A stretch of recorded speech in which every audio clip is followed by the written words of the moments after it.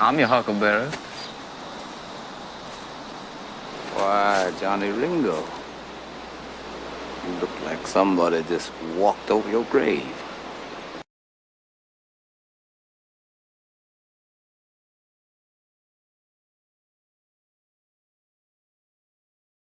That was not the ending of the show. That was the beginning of the show. I know it was dour, but hello, everybody. Welcome to Thirsty Thursday, which is how the show started originally. But because we couldn't do it yesterday, it's Thursday. So it's a Thirsty Thursday. Normally, it's a hump day happy hour. But yeah, it's good to be back. I haven't been here in about 3 weeks. Scotty and Joanne and Kat have been holding down the fort, and I've been entertained, and I love all the episodes. I would have just ruined them, so I was glad I wasn't there. So the Ayatollah, the Flat Coca-Cola, the Pee Wee Herman of Desert Trailer Meth Labs. It's Scotty R. 37. Woo! I'm the one who nods. That was good. And as always, the mistress of spiked punch in a witch bowl, it's Joanne.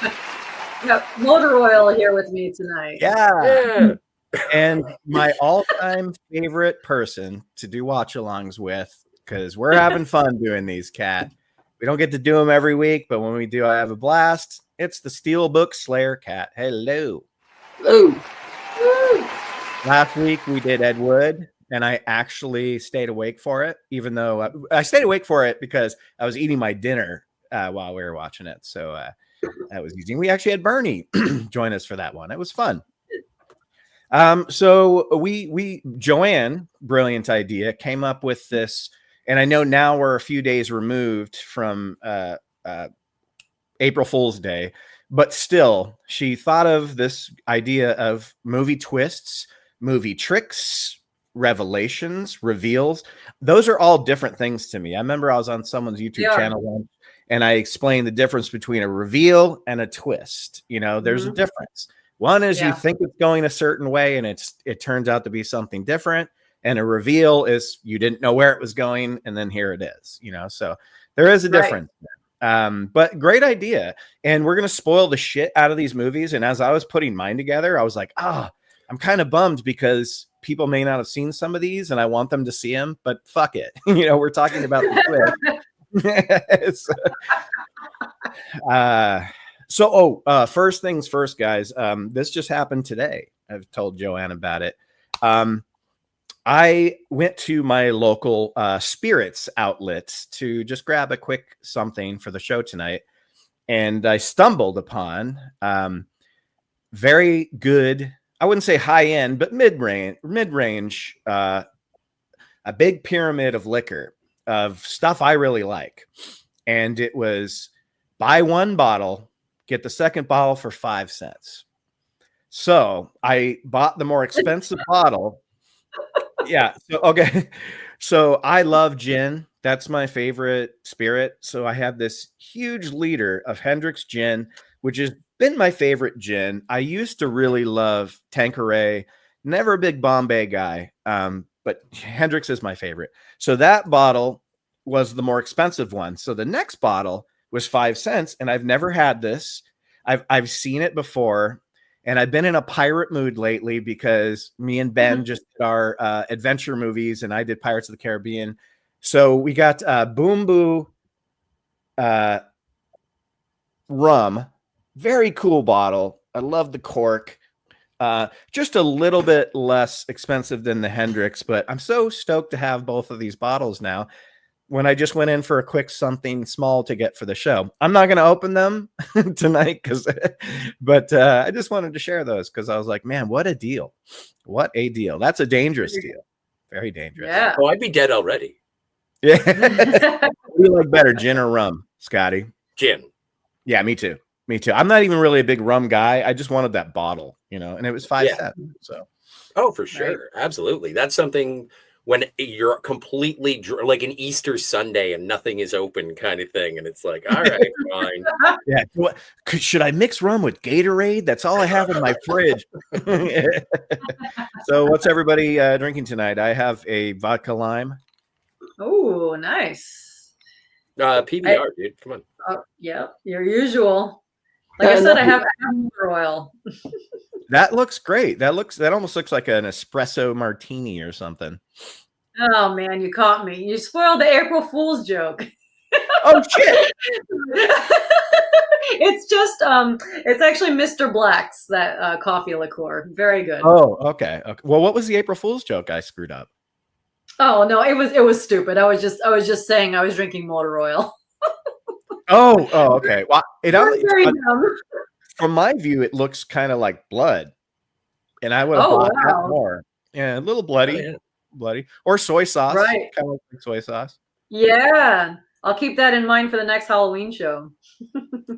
Oh, hey, Phantom Organist is here. He says, Ben, I'm coming to get that gin. Come and get it, bro. Come and get it. Yeah. Love you, Bernie. So yeah, if that brings him out to the West Coast, then that's worth it. You know what? It is. Dude, I'll take you to the rum, or I'll take you to the gin factories around here. I don't know where they are or if those even exist, but we'll find one. Yeah, good to be here. We'll call it April Fool's week for the sake of the show. But first, some pretty sad news. I don't know if it was all that surprising. His health had been failing for years, but actor Val Kilmer passed away on Tuesday from throat cancer that he battled with, I think, for 5 years. No, more than that. Like 6 or 7 years. Yeah, 6 years. Yeah. And he was always one of my favorite actors. I've been talking to my friends all the last 2 days. Like, we just wanted to be him when we were kids. From Top Secret, I wanted to be Iceman more than Maverick. Maverick was kind of a dick. To me, Maverick was the villain of Top Gun. He's the bigger asshole. Spoken like a true Cobra Kai fan. Exactly. That one. But I want to share, his career started out as he was a comedy actor first. He did Real Genius. He did Top Secret. And we can talk about those. But I always thought this scene goes on for a very, very long time in Top Secret.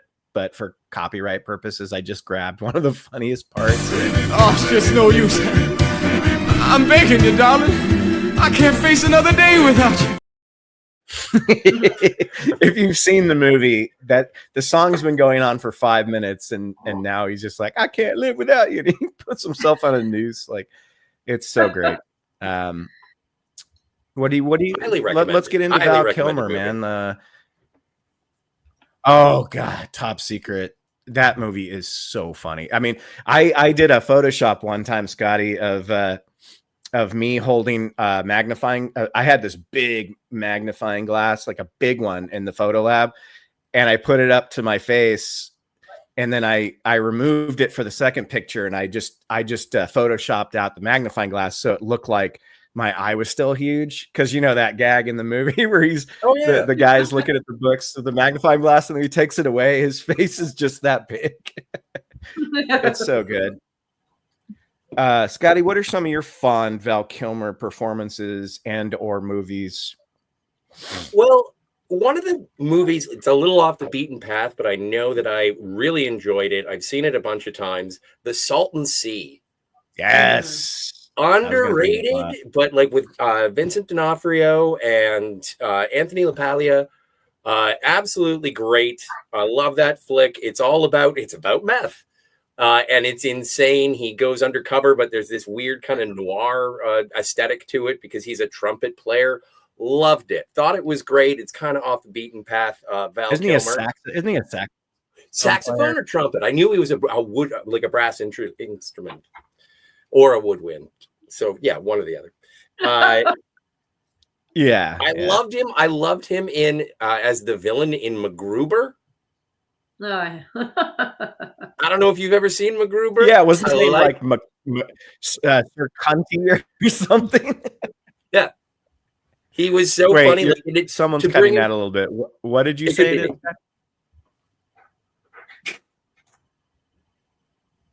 So what's his name in MacGruber? Off the top of my head, I don't remember the name of the character. I just found his acting really, really entertaining.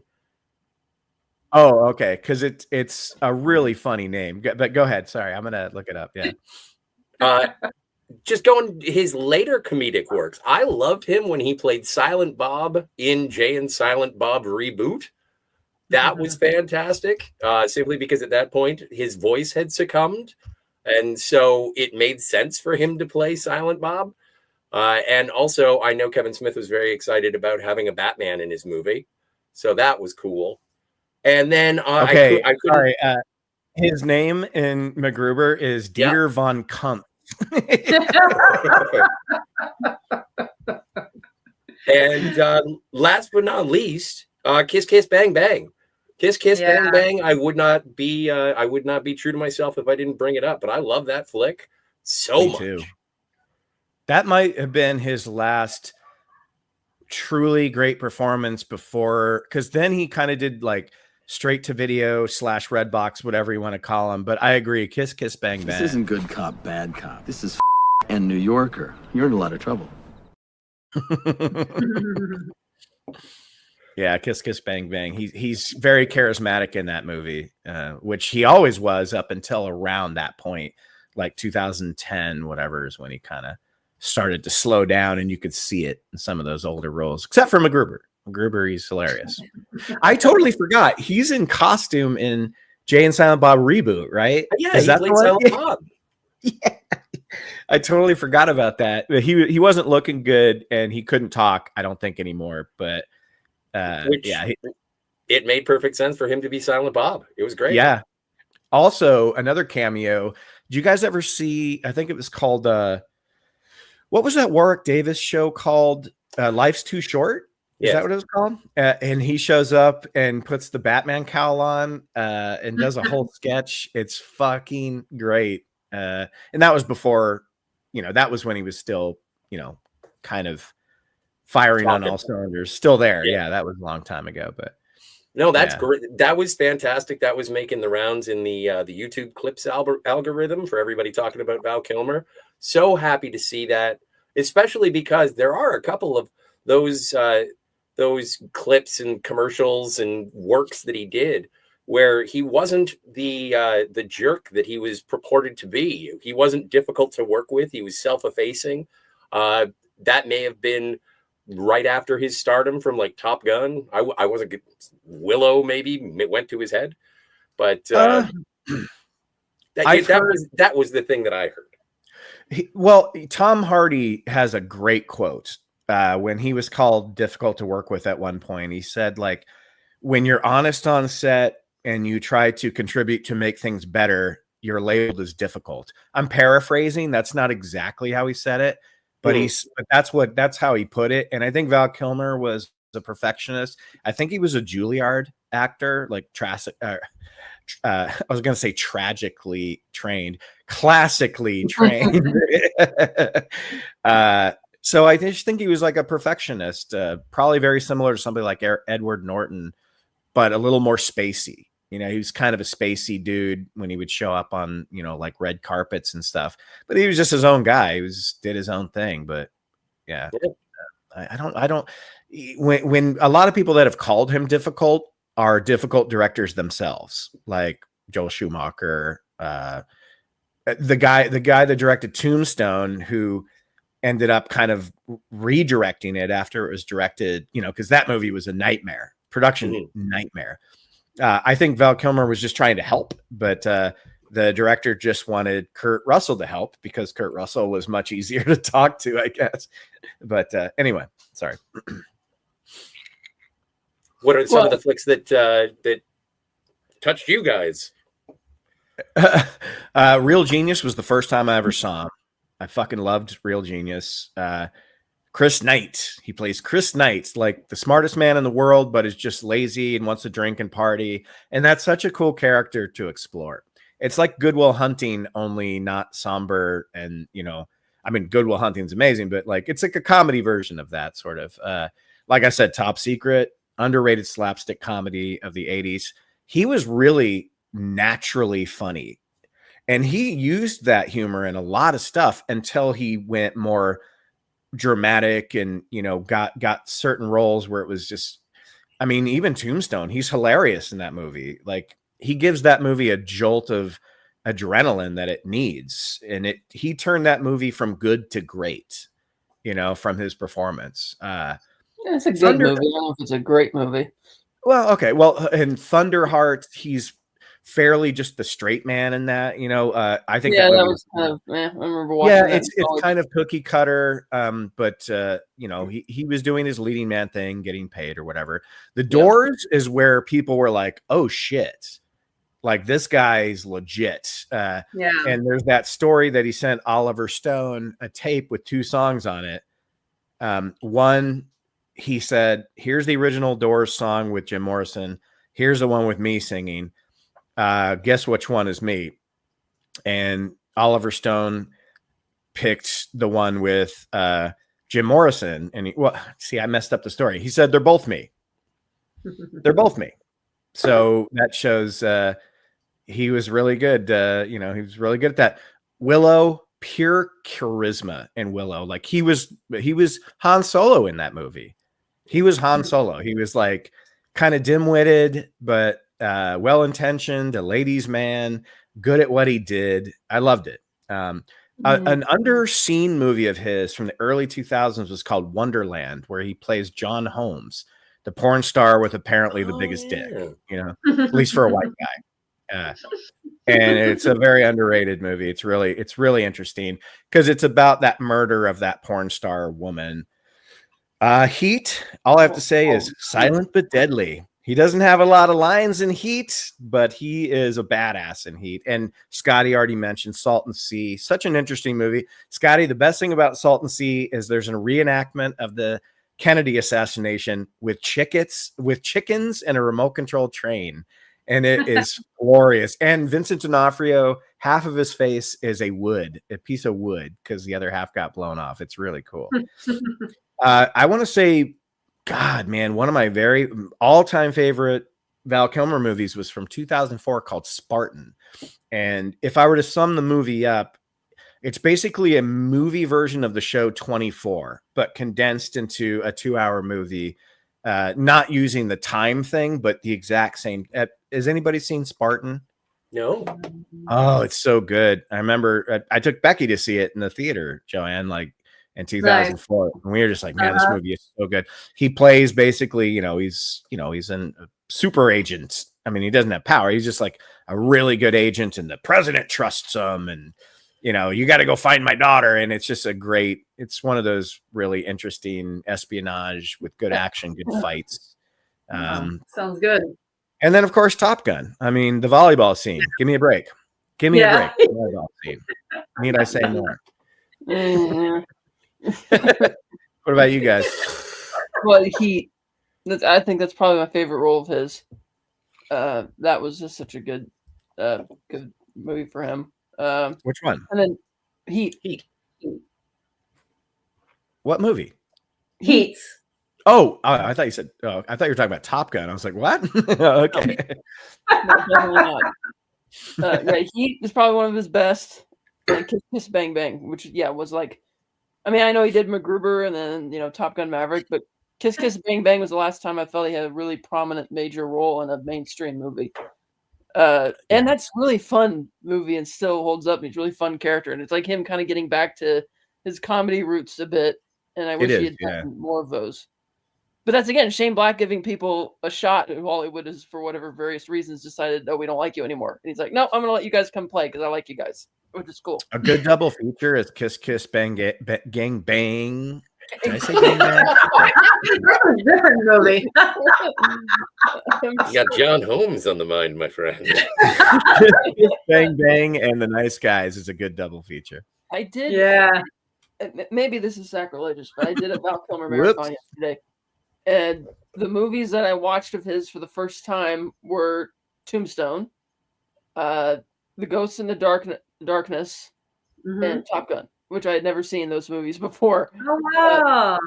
Ghost in the Darkness, I really wanted to see better. Yeah, I saw that. I went to the movie theater to see that my sophomore year of high school, and I remember loving it. And when I revisited it about, I don't know, a few years ago, I was like, oh, this is rough.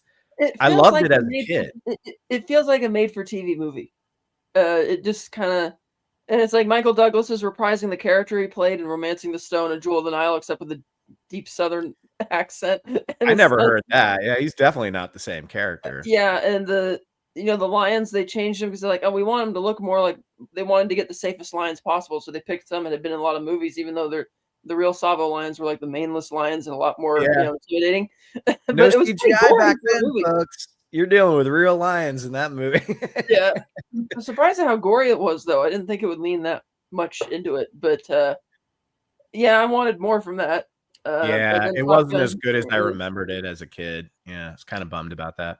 then I did the double feature of Top Gun 1 and 2, and then I watched Heat today. So I watched those 6 movies.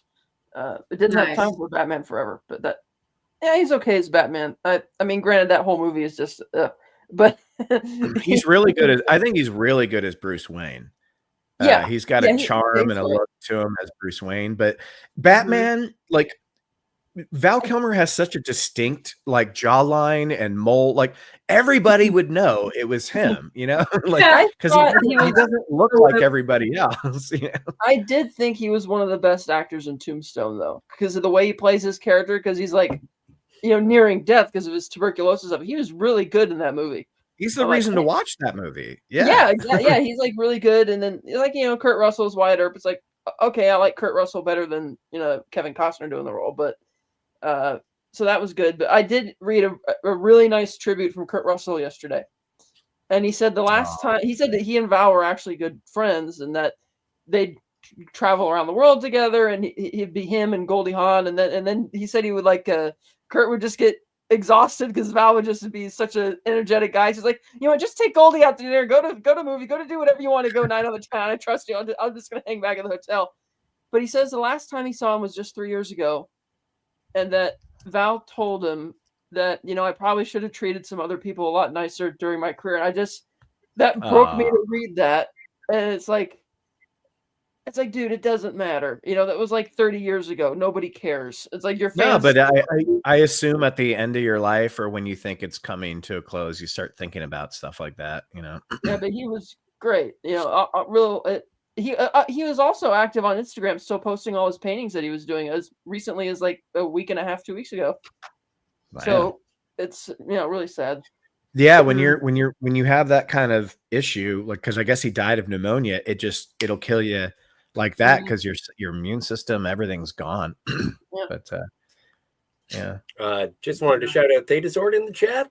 The Saint was even good. I like The Saint. I wish it would have become a franchise. When we did movies that we wished had become franchises, that was one of mine. Yeah, I like that movie. It had a good soundtrack. Had the Sneaker Pimps on there doing some songs. Yeah, it was good. And Looks Good is here. What's going on? R.I.P. I think I'm on the wrong site. Kiss Kiss Gang Bang. That was a tongue twister for me there, man. I'm sorry. It was a tongue twister.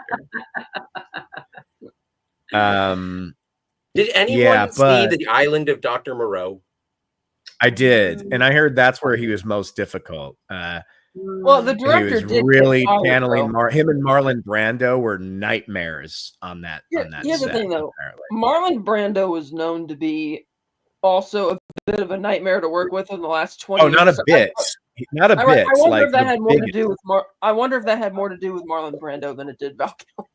Oh, it did. Val Kilmer. Have you guys? Anybody that hasn't seen it? 2021 documentary Val, the Val Kilmer documentary is incredible. It's so good.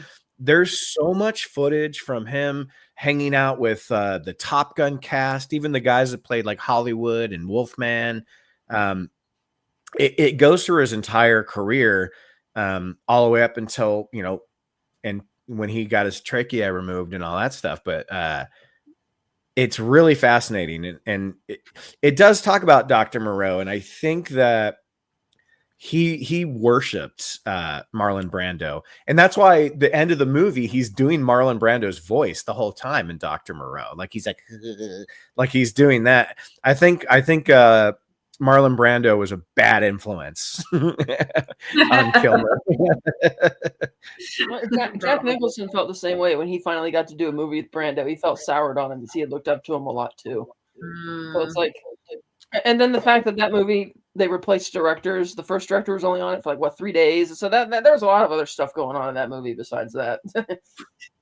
Krypton. Yeah. All I got to say is Krypton. Krypton.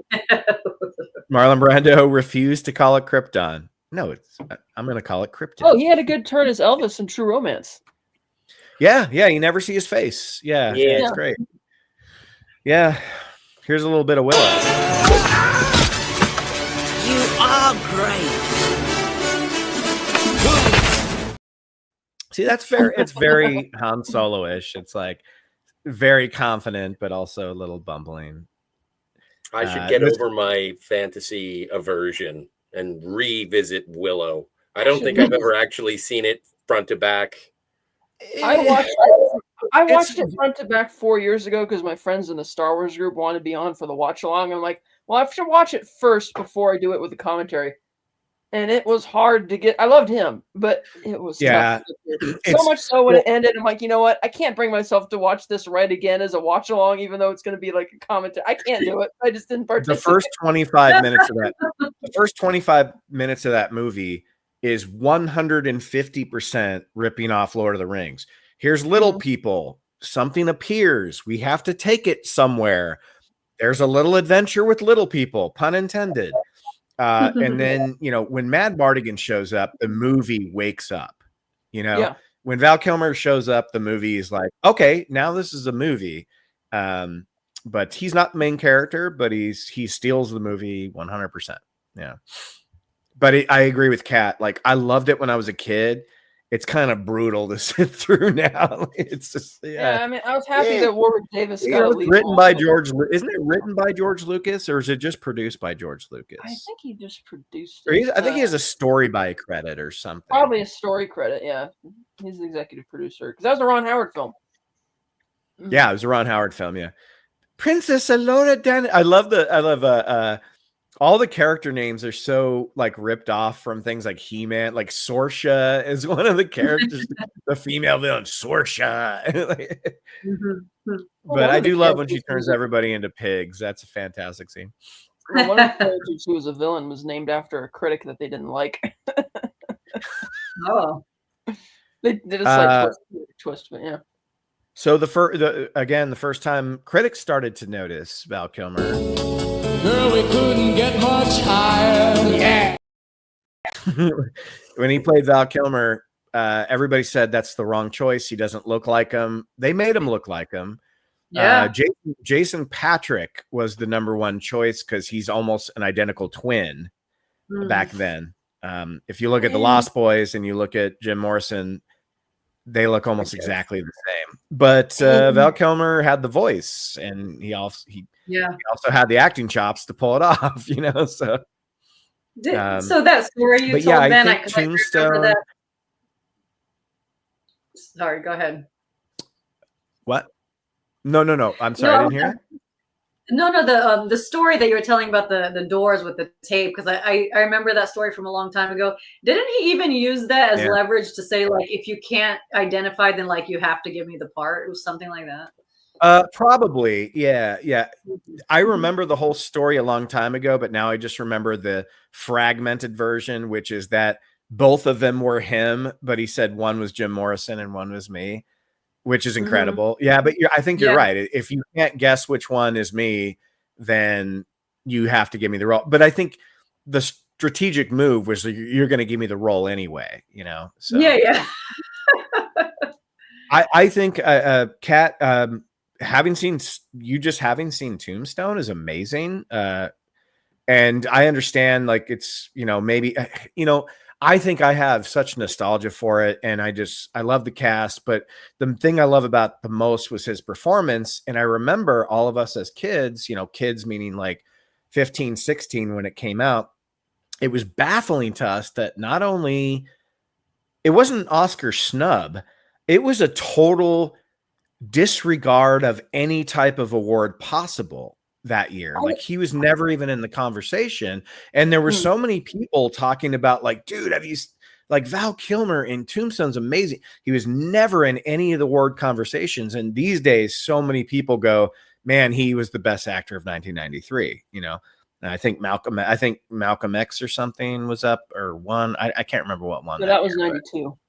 Okay. Well, I can't remember, but yeah, would you agree with that? Like he definitely should have. I'd have to see who else was nominated against to see if he should have. I thought he was good. I don't know if he was pretty good. Maybe a supporting actor nomination, maybe. Well, that's what it would have been. Yeah. Hey, Lemon. Lemon. Hello to you too. Yeah, I thought he was good, but I also think that was still in an era where, well, I don't think there's been much of an era where it hasn't been a disregard of something like, well, it's not a serious Western. Like, and also we had Unforgiven by that point. Yeah. And so it's more of an adventure matinee. Like it's a blockbuster. It's a crowd. That's why his scenes stand out so much, though. Oh yeah, because he's almost like in a different movie than everybody else. You know, well, when he shows up, you're immediately drawn. Yeah, I thought his performance towards the end of the movie was stronger than his performance in the beginning of the movie. Well, he's charming and funny and quippy in the beginning, and then he's really sick. Yeah. And I also, agree. like, yeah, his degradation physically, medically throughout the film, and then being friends with Wyatt, I think really heightens his end. And I think it's great. I wish he had some more recognition, but whatever. I thought without him in that movie, I think it's just as flat and dull as Wyatt Earp. Like I 100% agree. As much as I love Kurt Russell, I agree with you, Scotty, completely. It just isn't the same movie. Yeah.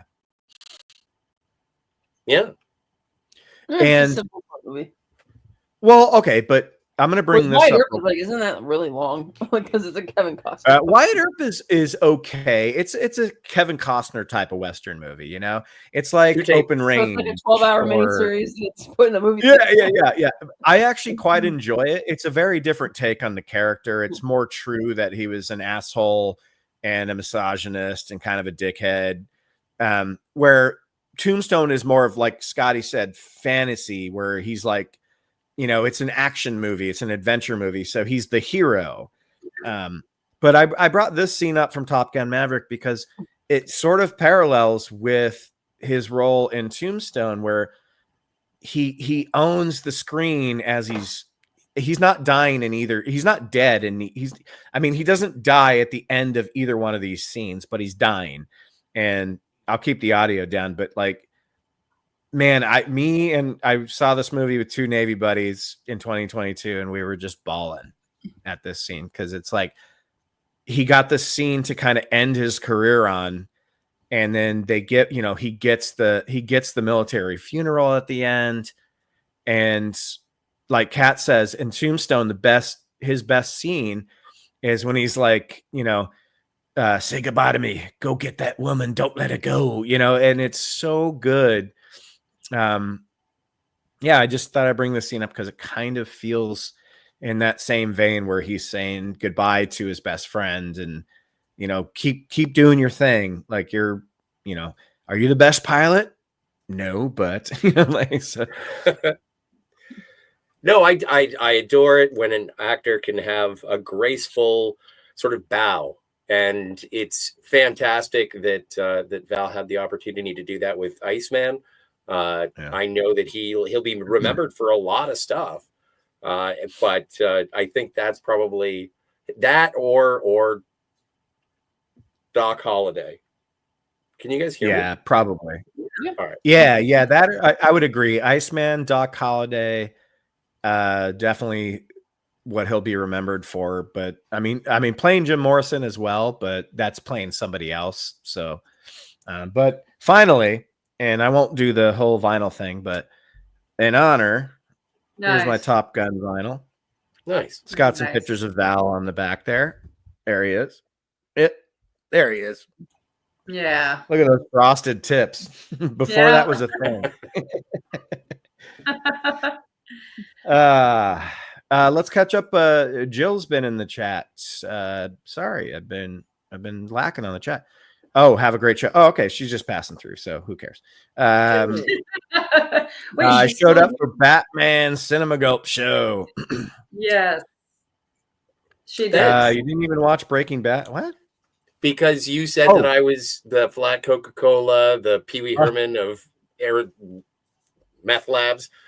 Desert Trailer Meth Labs, yeah. That's it. And that's an actual factual from Jill. I've never watched. Actually, I watched the first season of Breaking Bad, so I kind of know what I'm talking about. Let's see. Okay, so Theta Zord, you said hi to him. Yeah. Mad Mardigan, love it so much. The Saint, yeah. I'm your Huckleberry. I think we're caught up. Yeah, that's it. So why don't we get into the main topic of the show, everybody? Why not? Let's do it. Oh wait, I did have DVDs if you want to see them. Oh. Yeah, for sure, dude. Give me a second. Remove that. Well, no, I got to go get them. I forgot I had them. Go get them. Go get them, sir. It's because it's Thursday. Did you still? I know we're thrown off, Scotty. It's Thursday now. Go get them. Run through that movie you texted me about. Yeah, let's do that now because me, you, and Joanne all saw Death of a Unicorn. Oh yes. And me and Josh thoroughly enjoyed the humor, the characters. I thought it was just a fun movie. You know, there's things about it that you could make fun of. The CGI. I told Josh, I think the CGI works better that it's kind of noticeable. It just makes it funnier. But Joanne, you saw it first. What'd you think of it? Yeah, I really enjoyed it. You know, it was kind of like it was a perfect movie for me because it's like, okay, if you you know, try not to give too much away, but like if you're not really great to animals and then they sort of start to take revenge. That's perfect. Well, I sat there next to Josh at the beginning of the movie and I was like, oh shit, I didn't even realize. He's like, what? I'm like, I'm gonna have to see like an animal die a slow death. I'm not gonna be able to handle this, but luckily, cartoonish to land. I mean, but it was still kind of sad though when it's laying there breathing. I know, and, yeah. You know. It's just the CGI was just so bad. I'm like, I don't. It was. And that's why a lot of people have been commenting that it makes you appreciate Jurassic Park a lot more because of how real all. Well, you know how much, dude. I was going to say How to Train Your Unicorn. Death of a Unicorn cost $15 million to make. That's they got a lot of top talent in there for that price. Fun movie. I like the incorporation of unicorn lore. Then I joked that it's not really a satire. It's exactly what Big Pharma would do if they had something like that. Yeah, it's such a thing on Big Pharma. Yeah. But it was a fun movie. Paul Rudd definitely being his most unlikable I've ever seen him in a movie. Yeah, exactly. No, that was a different role I thought for him, and it was. Yeah, it was cool. he was a more doofus, and you didn't know if he was going to end up being kind of on the bad side or not. You know, but it was the only time. Jenna Ortega, as Kat said, is the same character once again that she is in every movie. You know? It was the only time I've not been annoyed by Will Poulter in a movie because it actually fits the scenario of the film for him to be. He was the best. He was the best character in the movie. He was. Yeah, he was hilarious. Those eyebrows, man. Those eyebrows. You know what? I can't go with you guys. I'm gonna hot tub it. Let me know how it goes. Yes, I am. But we need to talk. They should have let him just have his British accent because his father was British. Like, why not just let him have the British? I think they just wanted him to sound like a dickhead American or something. You know? Oh yeah, I think so. I got your text. I got your text, John. I got your text. Oh, never mind. He said, "Get on here." But yeah. Get on here. But no, overall I found it a fun escapist like Tuesday night movie to go to the theater to see. I thought it was really funny. Maybe not like gut busting funny, but I found myself smiling and laughing throughout it. And it's always good to see Tia Leone, who don't see much anymore. Still looking really good, and she probably gets it the worst in this movie. Yeah, I would say so. There's some really good violence in this movie, man. It's hokey, but it's fucking great. You know, That even I think could have done like go to K&B effects for that maybe, because that even looked kind of CG and cartoonish. It just even though it's really gory, but it's just I don't know. No, I agree. Yeah. I like that house though. I like that house being up in the mountains like that. That's really nice. I'd love to have a place. Oh my god, that place is amazing. I mean, that's exactly how you figure like a big pharma family empire would live. It's just just giant. There's 18 cars in the park. They're all theirs. Yeah. Yeah. So anyway, Scotty, while you were gone, we wanted to talk about Death of a Unicorn because we all saw it. Yeah, I'm glad that you did. That's great. So does the unicorn die? Spoil shit. I don't be proud of us. We didn't spoil anything except I'm very proud. That Jenna Ortega basically plays Wednesday Addams again. So it's just a Jenna Ortega gif in every movie. I want to see her gain 75 pounds. But to the question of does the unicorn die in a movie called Death of the Unicorn? Right. Well, you know what? There's a lot of people that didn't take the title literally, and they're like, "Oh, is this a movie like The Shape of Things, or like, like where it's a metaphor? It's all about it's a love story. There is no unicorn. The unicorn horn is the symbol of our love." And it's like, no, this movie's about people hitting a unicorn with their car. But I was like you, Ben. I was like, get to that scene and it's towards the beginning, and then I was like thinking, oh yeah, I forgot I was gonna have to watch this too. But it's as you say, it's not bad. It's playful and it's fun. It's a fun movie. It's very while it's happening, which is really weird. You know what? There's a trend in 2025 of like these kind of high concept movies where there's people sort of stuck in a house out in the woods. My favorite movie of the year so far is Companion. And it reminded me a lot of Companion because it's a bunch of douchebag rich people, all a bunch of really cool, larger than life personalities and character actors. And then something bad happens and people die. And it's like, oh yeah, give me more of those. I'll take those. Right. I'll take those, But Scotty, sir, are you ready? Oh yeah. You will have an ice cream headache. Sorry, it's a flimsy box. So with the news that Warner Brothers doesn't fucking like me, got the Golden Collection. That's so cute. 6 volumes, right? Is that the right way up? Yeah. 1, 2, 3, 4, 5, 6. And where? Looks like one's missing. No. No, it's not, because this one, okay, heavens, it's too big. Holy shit, it's upside down. All right. Damn. There we go. So see, this one doesn't have a number. This guy. And then you get 2, 3, 4, 5, 6. So there are 6 volumes of the Golden Collection. They are on DVD. It was only $100. And so now I think I have almost all of them, which has been on repeat for a lot of the week. And that was also with me having, and we've talked about this, but I don't think I've seen you, Ben. I went to go see the Earth the day the Earth blew up, and this past week they said the same distributor, Ketchup Entertainment, has Coyote versus Acme to be released next year. So that is no longer in the depths of the Warner Brothers vault or whatevs. And so just showing the Looney Tune love. Is that coming out to theaters? Yes. Okay. Is it all is it all cartoon, or is there humans in it? Do you know? There's humans in it in Coyote versus Acme. Yeah.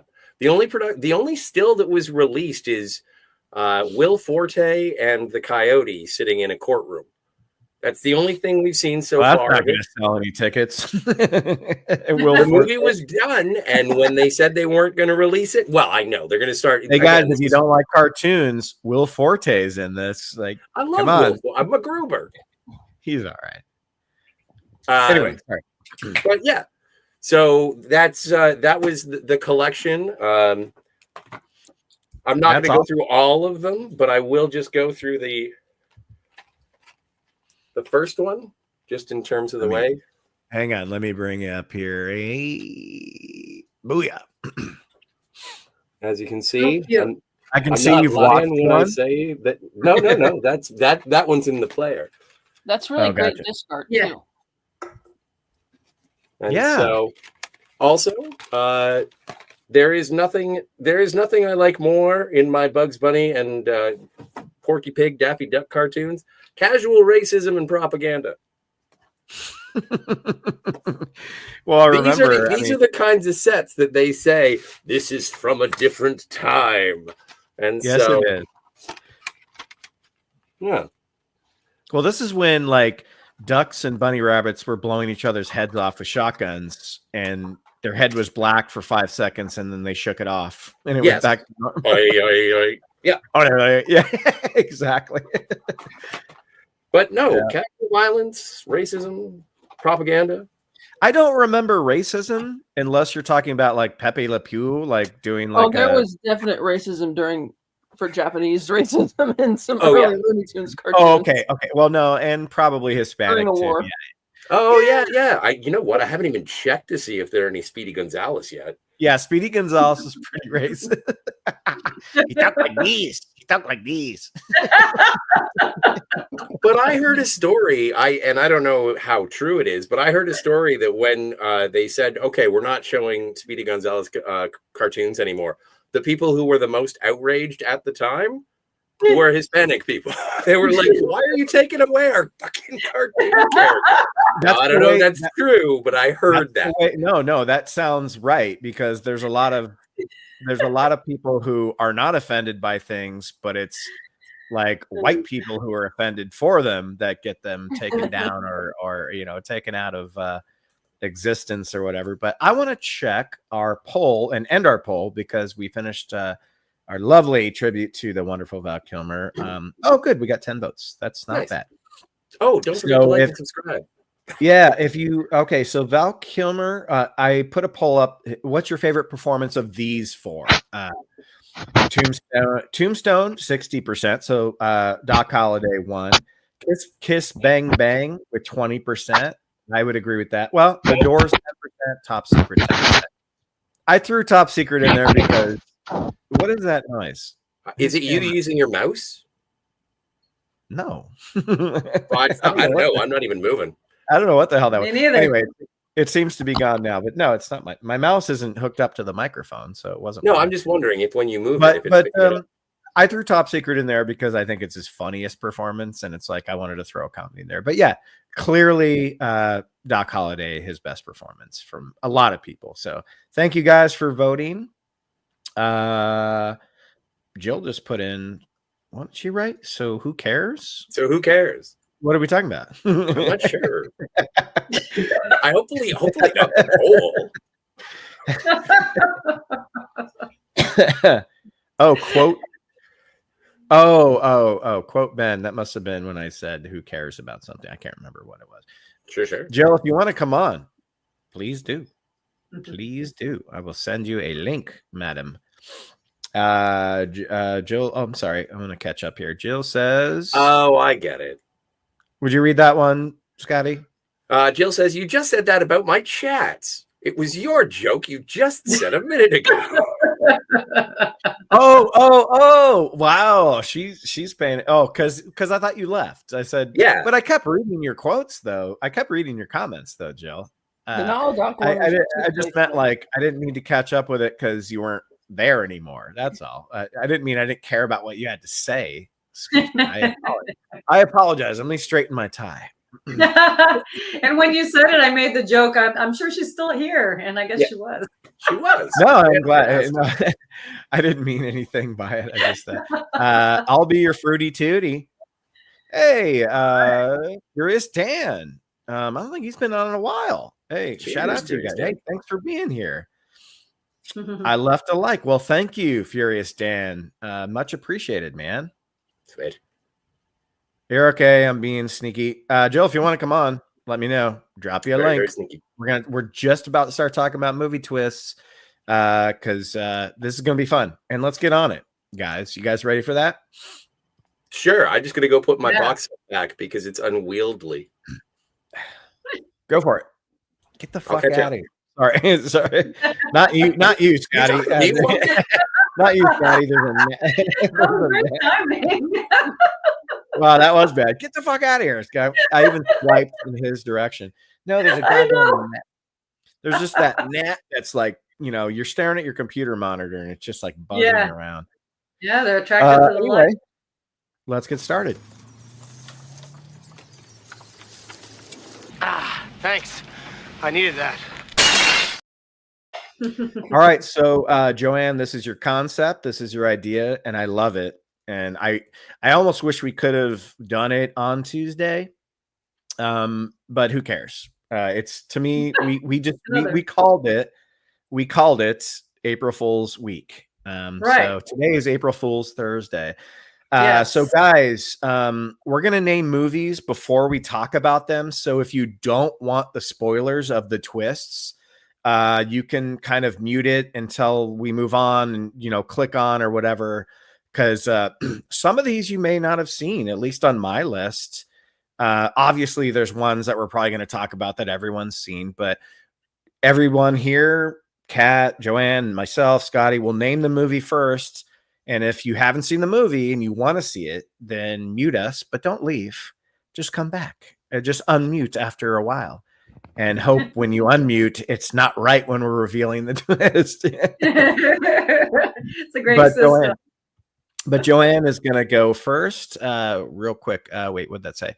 YouTubers never disregard chats before. Oh, how dare you? How dare you? Not fair. I didn't disregard it. Jesus Christ.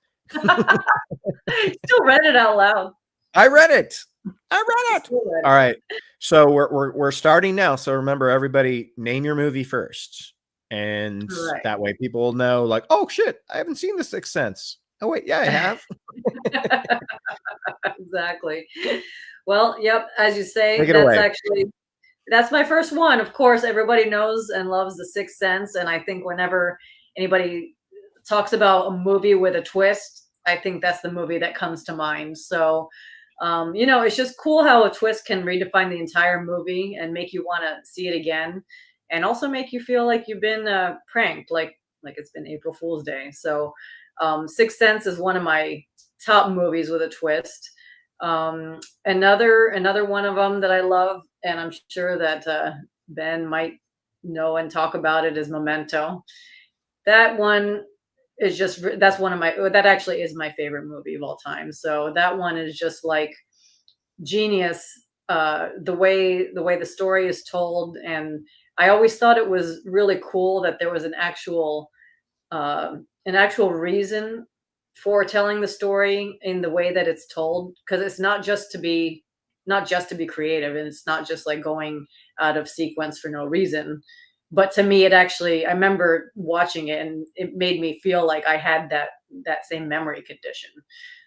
So it was really cool. But of course, you're waiting to find out what happens, and it has a wonderful twist. Or is that a reveal, Ben? Is that a twist or a reveal?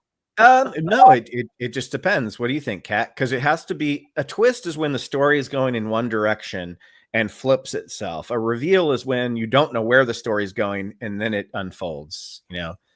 So I guess it also depends on terminology. You're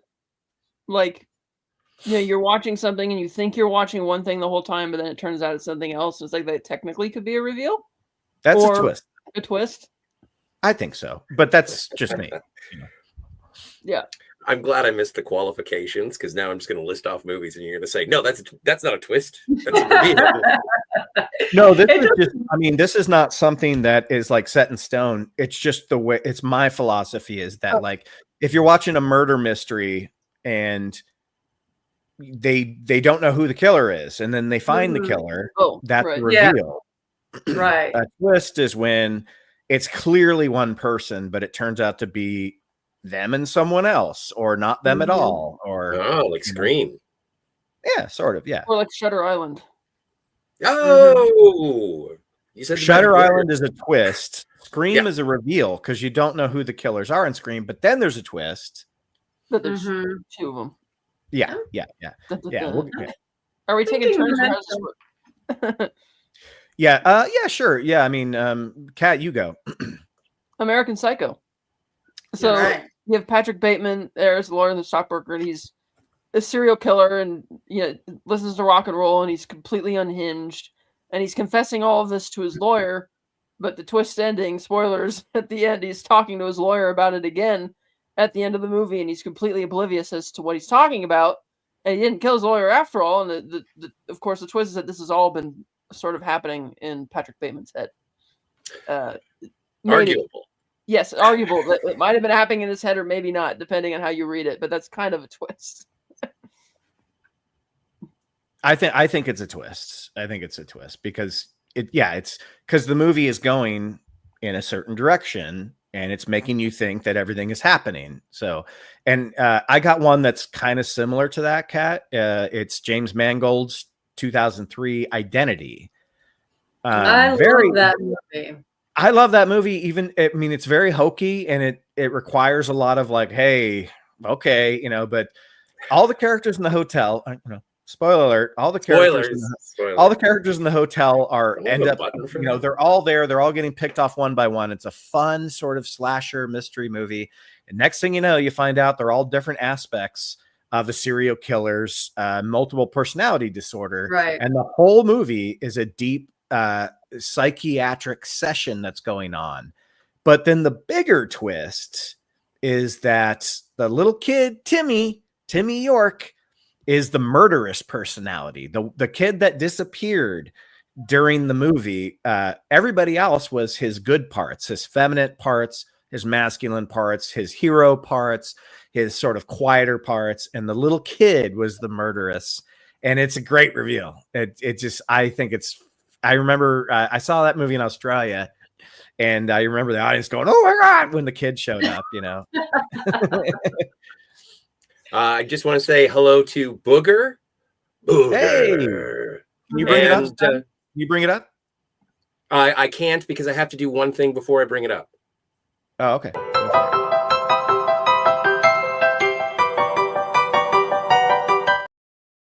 Thank you, Scotty. I completely now we've done it. I forgot it. Thank you.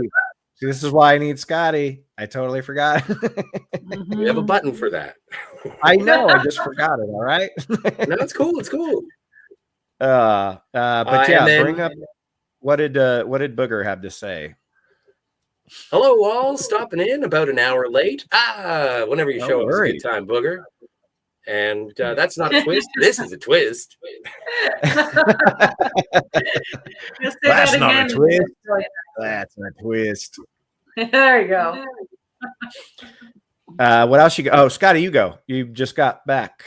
Let's see. What a twist. Well, my twist, I'm going to go with my twist as The Mist.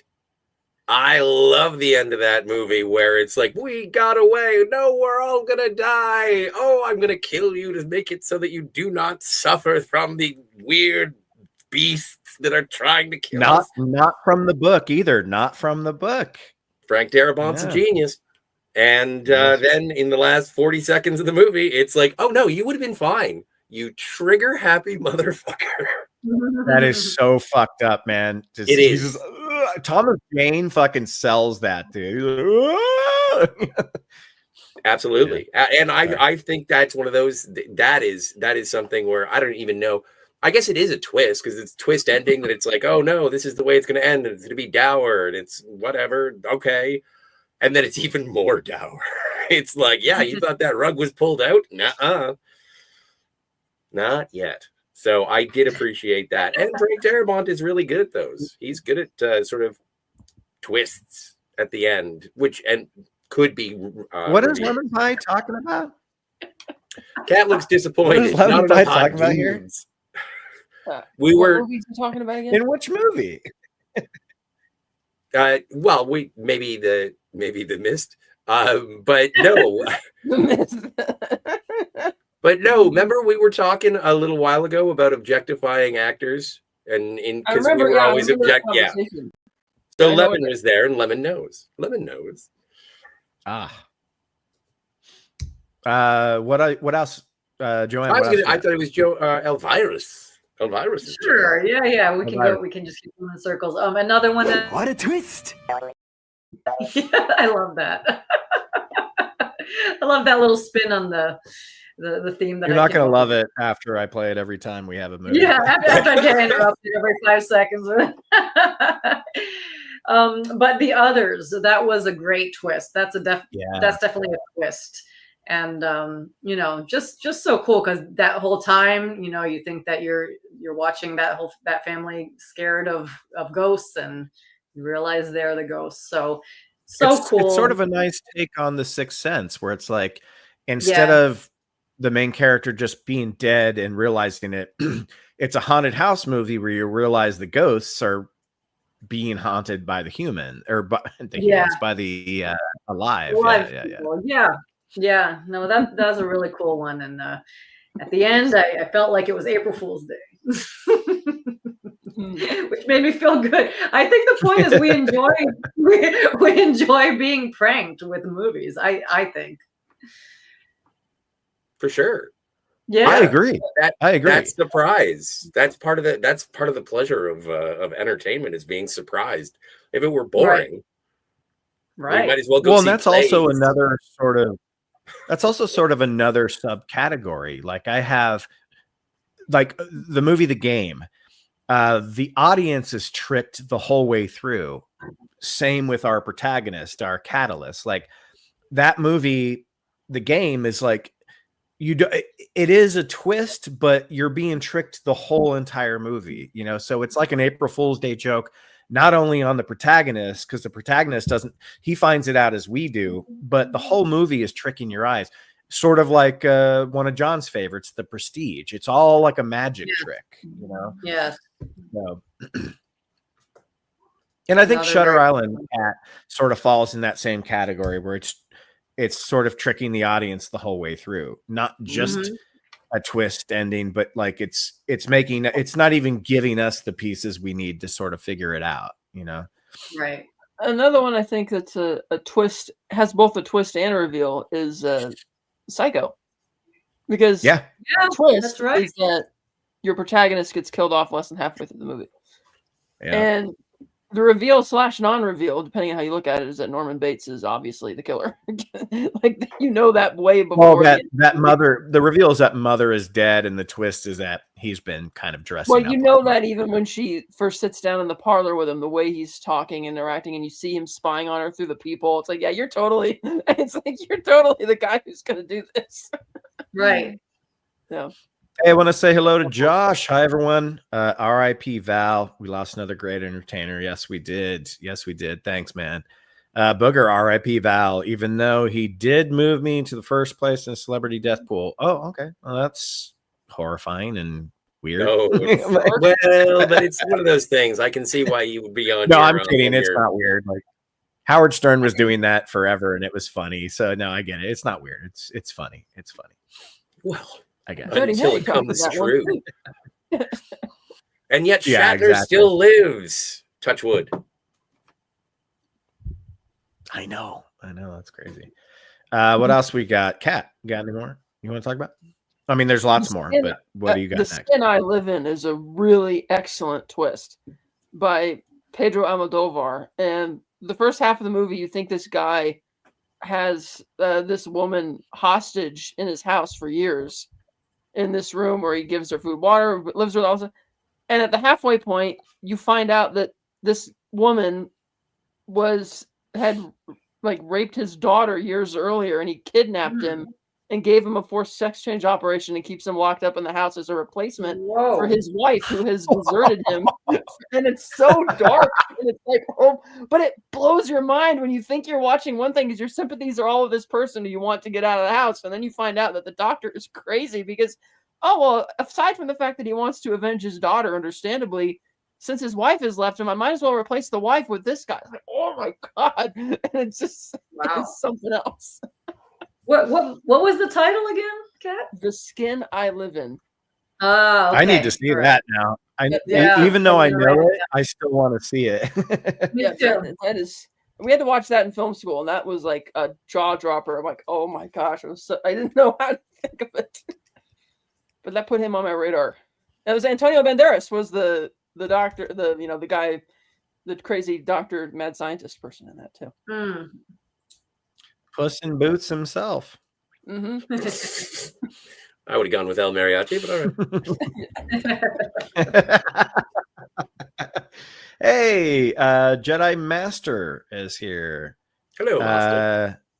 G, folks. Hey. Good evening. And Phantom Orgasm is back. Kat, that was an awesome movie, The Skin I Live In. Oh, okay. Okay. So yeah, I need that's she sold me on it. I don't care if I already know the ending. I need to see it.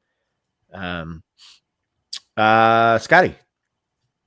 I'm gonna do a twofer because they're both Tarantino flicks, and the twists are that at the end of Inglourious Bastards, it's a World War II movie. They kill Hitler, and I was like, you can't do that.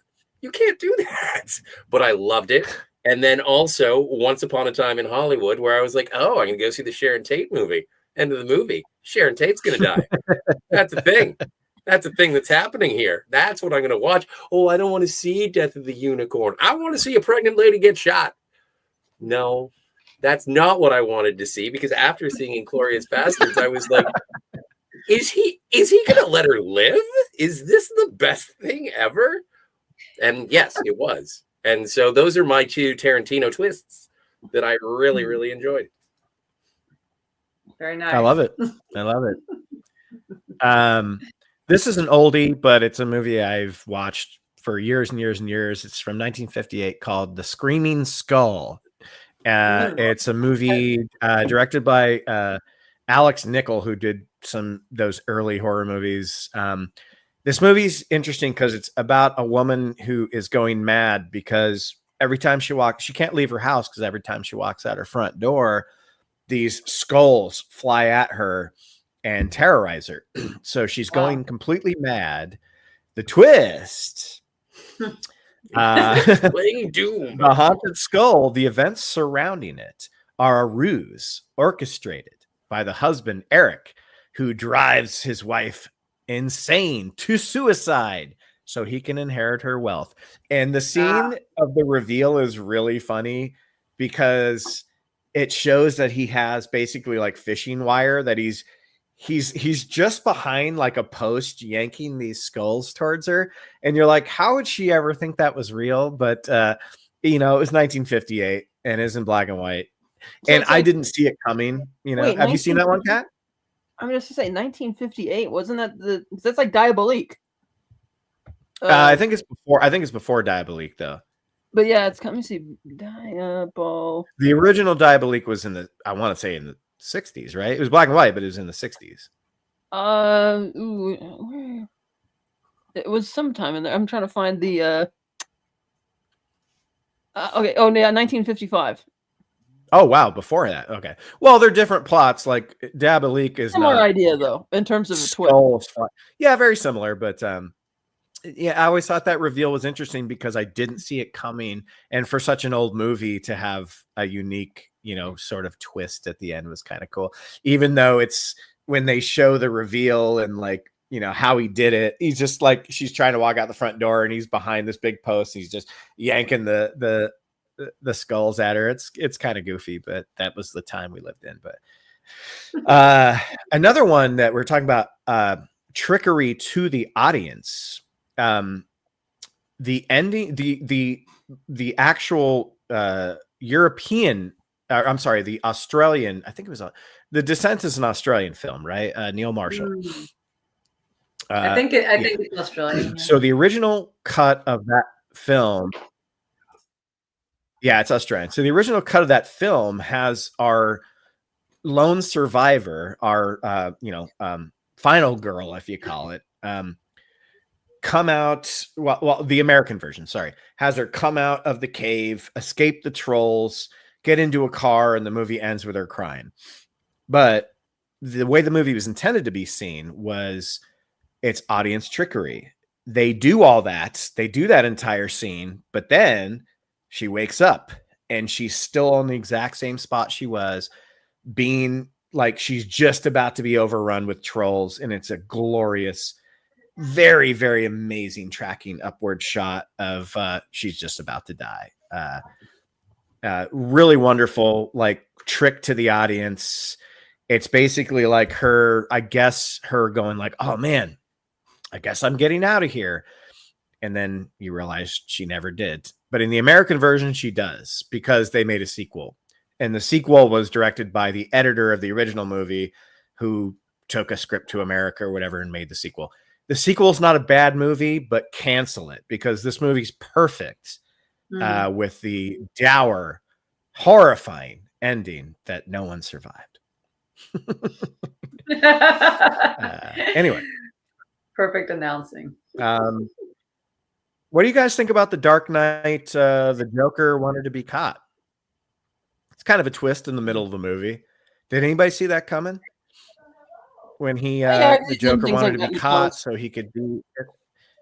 Well, he's done things like that in the comics before. Yeah, but I remember seeing it in the theater, and I was like, I didn't see that coming.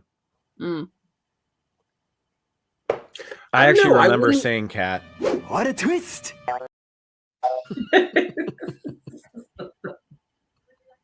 I would just see that as the plot unfolding. It happens midway.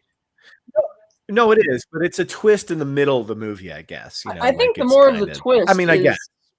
I think the more of the twist is his backup, his trump card that he plays at the end. He's like, "Haha, I win anyway because I destroyed Harvey Dent."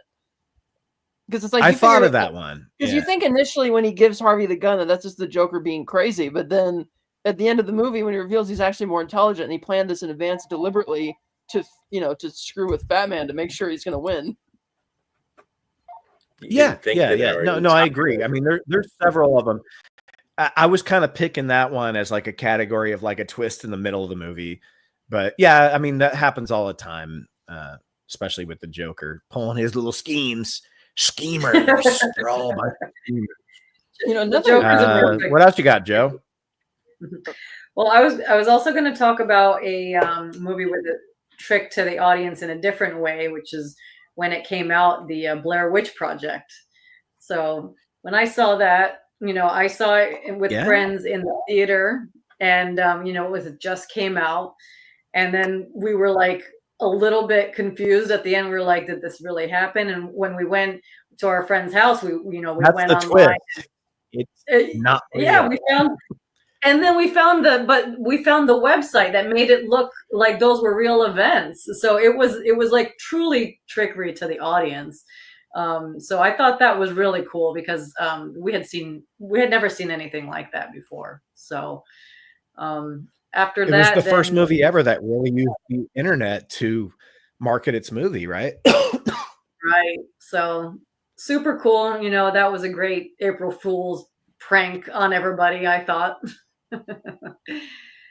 Can't really watch it again with the same effect, but it was unique enough to where I put it on my list of great movies. So that was a Cat one. Memento. Where at the beginning of the movie. What a twist! Where at the beginning of the movie, he kills this guy. It's going to be a thing. Just get used to it. Throughout, you think that they're trying to set it up that he's, the bad guy, but admittedly, it's a given from the beginning that he's innocent. And the twist in the end is that he knows the guy was innocent, and he deliberately let himself forget it because he wanted the satisfaction of solving the case, which is really messed up and kind of dark. And loses all sympathy for and when you see how she actually dies, he Yeah, I guess he intentionally did that, but he also No, yeah, he did. like Yeah, that's wanted the to thing. 'Cause the forget thing is, that in the beginning, incident. you know that the Joe Pantoliano character is innocent by virtue of the fact that it wouldn't be a reveal at the end of the movie to say, "Oh, the guy that they told you at the beginning who was guilty, what do you know? He's guilty." It's like, well, no, you know he's not going to. But the twist is that he deliberately that he knows the guy is innocent, but chooses to deliberately forget that, which is really messed up. God, that movie's so good. That movie's so good. Talk about a movie that's a complete trick on the audience. And Nolan's done that a couple of times, but to me, not like Memento, not with that impact. Like, I think John likes Prestige more. I like Memento more. They're both a trick on the audience, the whole entire movie, which makes Nolan just so smart. But hey, Devin's here, and he says, I was thinking of the immoral words of Socrates, who said, I drink what? R.I.P. Chris Knight. That is a quote from Real Genius. I love it. That's why I love Devin, because he knows. He knows. Oh, man, that movie was so funny. Booger says, Joanne, read this, please. I have to take a drink. Does the somewhat predictable end to Eddie and the Cruisers count as a twist? Ben? I never saw that movie. Neither I did I. haven't either. Oh, man. I heard there's a Have you movie ever called seen Eddie and the Cruisers? I haven't seen it. I've heard of it. I can't remember exactly what the twist ending is, but I'm not sure if that would. I vaguely remember what it is. Just spoil it for us in the comments and tell us. Yeah, what happens at the end of? And the weird thing is that I know that there's an Eddie and the Cruisers too. So yeah, there's a part 2. Yeah, they travel through time in part 2. Oh no. I got one. This is one of my favorite twists of all time, even though it's super dark, super disturbing, and that's from the original Old Boy. Yeah, that's fucking wow. Yeah, that's one of those ones I almost don't even want to spoil. I'll just say incest. Yeah, it's bad. Yeah, that's that, and I would say that's not even a spoiler. Just brace yourself for it. Yeah, the original. I mean, the Spike Lee one I kind of enjoyed as well because Josh Brolin's so great in it. But the original Old Boy, whew, that movie is it's a work of art. It's a brilliant movie, brilliant script, but a fucked up twist. I've only seen that one. Is that the other one's good but not as good? Oh, the Spike Lee remake. I liked it. A lot of people dissed it. It's very similar. I don't really understand why people didn't like it, except maybe they just didn't want a remake. But the original is one of my favorite movies. Like the Spike Lee one, Spike Lee's a brilliant director, so it's directed very well and it's acted very well. Same twist. They don't shy back from the fucked up twist. You know? It's basically Thanos fucks Scarlet Witch. I mean, that's exactly what it is. There you go. Now the two actors. I mean, you know. Now it's spoiled. But that's true. Whatever. It's fun. It's funny because we played the jingle. So no, but I think it's cool that is one of the remakes that when it came out, and I wasn't angry at it or anything. I just hadn't seen the original, and the buzz around the remake was, why are they remaking this? And I was like, well, I've heard that the original is really, really good. And I saw the original, never decided to go on to see the remake. So it's one of those things where the remake can steer people towards the superior originals. And I think it steered a lot of people towards the original. But yeah, if you've seen the original and you love it, Scotty, then you don't really need to see, unless you just want to watch a movie without subtitles, you know? Yeah, I like Josh Brolin and I like Scarlet Witch. Yeah. Who just throw them out. I don't care whatever order. Who wants to say what? Just make sure you say someone has to explain the twist at the end of Beautiful Mind for me. Wait. So now, Booger, Kat, why don't you read this? Because it's the Eddie and the Cruiser. Says Eddie and the Cruisers is told mostly in flashbacks the story of a band on the Jersey Shore, and their leader wants to create something better. So he writes a dark rock opera the year before Tommy. The year before Tommy what? Well, there's a hyphen. There's something else coming. Booger knows what he's doing. Oh, okay. Well, or is he talking about? Is he talking about Tommy the Who? Yeah, he must be talking about the Who rock opera. That's Yeah. what he might be talking about. Yeah. Mm-hmm. Booger, Find it. explain. Keep going, Booger. Actually, you know what? Why don't you write a huge one and send in a big super chat, and we'll read the whole thing. Oh, here we go. Here Make we it go. a $20 super. Okay. Cat, continue. Oh, okay. So, wrong window. Okay, there we go. So, yeah, so it's told in flashback, story of a man in the Jersey Shore. The leader wants to create something better. So he writes a dark rock opera the year before Tommy. His label won't release it, and he drives off into the night with the master tapes and crashes off a bridge, but no body is ever found. Mm. Then he comes back in Eddie and the Cruisers 2. Is that a twist? Maybe. I can't. I'm not sure. Does that? What do you guys think? Eddie and the Cruisers 2, Electric Boogaloo. That's the only thing that undermines the Eddie and the Cruisers thing, is that I know that there's a part 2. So Eddie comes back and there are more cruisers, and we're good. Does he release the rock opera in part 2? We Scotty, don't know. I don't know. Scotty, you and I are the same, because I never knew there was an Eddie and Cruisers 1 until I was a kid and I saw a movie trailer in a theater for Eddie and the Cruisers 2, and I was like, I didn't know there was an Eddie and the Cruisers 1. So yeah. He finishes up by saying, he finishes here. Yeah. The flashbacks are the rest of the band getting stalked by an unknown figure and a possible unreleased recording of Eddie and some famous musicians. Interesting. Oh, so the twist is that he actually contributed to Tommy? Okay. Yeah, that's a twist then. It is a twist. So if I watch Eddie and the Cruisers 2, is it just like the modern day stuff without any of the, like, we don't get to see any of the flashbacks? It's only like 40 minutes long. I'm gonna keep harping on Eddie and the Cruisers 2. I'm sorry. Yeah, I want to know what Eddie and the Cruisers 2, dude. Booger, if you've seen part 2, please tell us what Eddie and the Cruisers. This is going to be the biggest twist of the night, to find out what Eddie and the Cruisers 2 is about. The other ones would be, obvious ones like Seven, Fight Club. Oh, sure. And then more recently, Last Night in Soho. Yeah. Let's go back. Let's go back, Kat. What do you think the twist is in Seven? The twist is that the moment that David Mills assailed John Doe in the stairwell, John Doe changed his plan, because that's when he decided, oh, okay, you're kind of an arrogant, ruffian type guy, so I could get you, for wrath. And the twist is that John Doe himself is one of the victims, or one of the intended victims, Envy, and that he turns the cop into, because everybody knows that there's no 2 other bodies out in the desert or whatever. You just like, what's like, where are we going with this? And the police chief or whatever says that there was blood from an unidentified third party, so there's something else going on, and then you find out instead that it's Tracy. So you think John Doe changed his plan during that chase scene? Right, not at the chase scene. When after the chase is over with, and he goes back to the apartment, posing as the photographer, or not as the apartment. When he goes back up outside the saw thing, and he's when Brad Pitt goes, hey.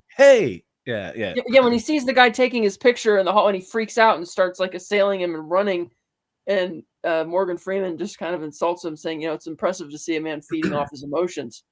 And that's kind of where John Doe gets the idea, because obviously that plan of his wouldn't work if David Mills was not such a firecracker.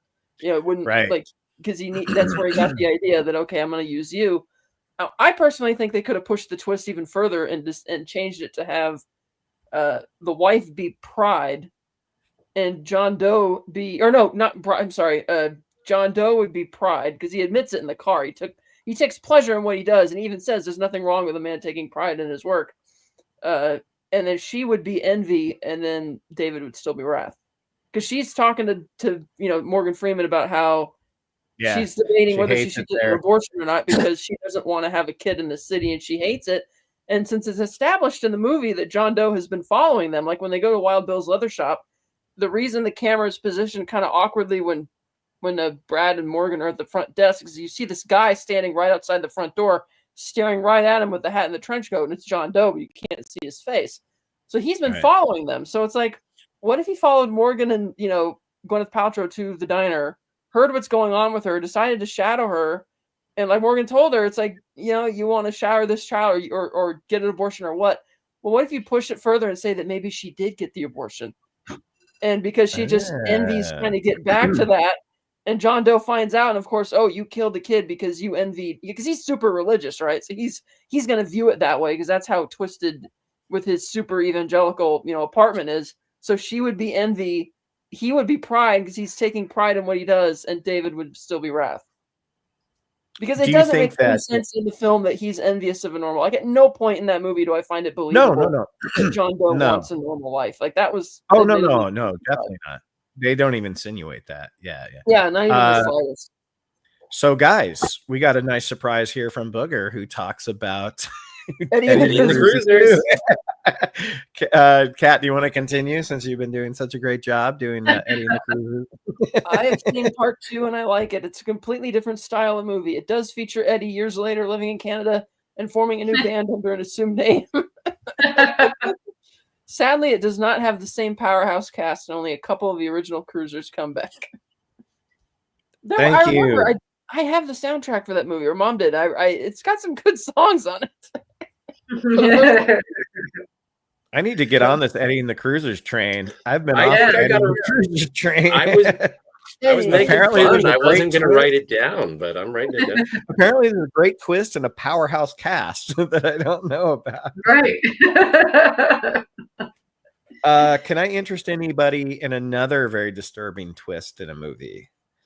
Sure. Chinatown.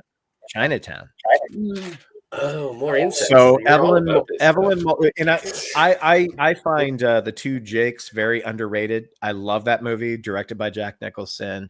Not as good, obviously, as someone like Polanski, you know, but it's so the twist in Chinatown is Evelyn Mulwray, who's played by Faye Dunaway, is both Catherine's mother and Catherine's sister, as a result of her being by her father when she was 15 years old. And that ending is well, I mean, that's the twist / reveal, but the big moment in the movie is her getting shot in the face at the very end, you know, when you think she's going to get away, and then she gets shot in the face. You know, Chinatown's fucking brilliant, folks. It's a brilliant movie. It's a great piece of storytelling if you haven't seen it. It's amazing. Yeah, it's a very disturbing reveal. It might even be, no, I guess it's a twist because it gives you something that's so opposite of what you're expecting it to be. But it's also, it's more of a twist, but yeah, that's a brutal one. So I wanted to, you know, bring things up, cheer things up by talking more about like incest twists and murder twists. So no, but I still haven't had my question answered. What is, say, in A Beautiful Mind? Right. So Russell Crowe's a mathematician who thinks he's being drafted by the government, but he also has a best friend. And he keeps getting frustrated because he's torn between his academic world and his espionage world. And then you find out at the end of the movie, through the power of Jennifer Connelly, that like the government espionage never was a thing and neither was his best friend. Is that the twist? Yeah, he's schizophrenic, right? And all those people don't exist. And I think he has that form of schizophrenia where you invent people that are around you that you talk to. That's what I seem to remember when I watched it a long time ago, but that's what I remember to be the ending. Well, I've never seen it, but I heard that that's what it was, where he's talking to people that aren't there and stuff like that. Yeah. It's just very disturbing because someone just recently walked in and said, Scott, why are you talking to your screensaver? But we're here. So you say. We're here. What a twist.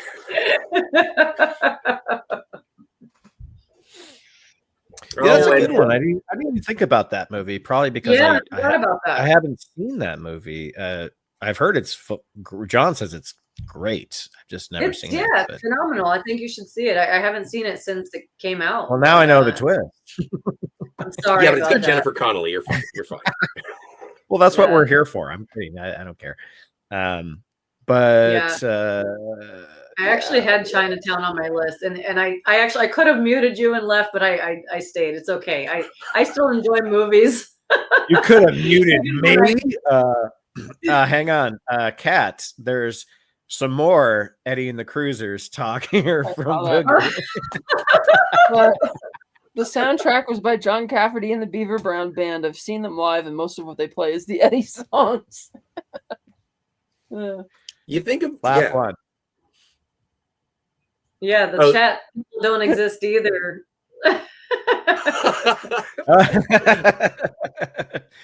I hope you do. I hope you do.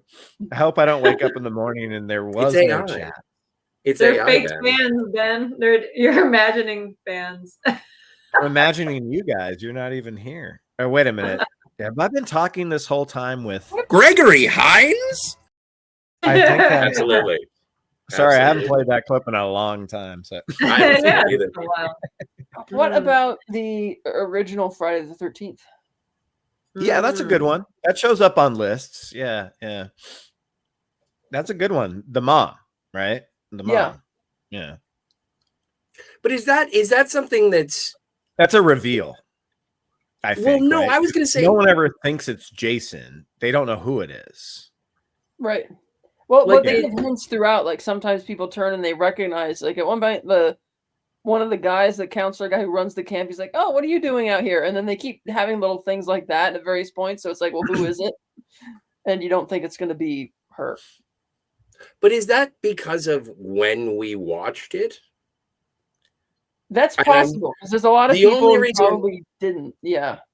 The only reason I say that is just because as soon as anybody says Friday the 13th, you automatically jump to Jason Voorhees.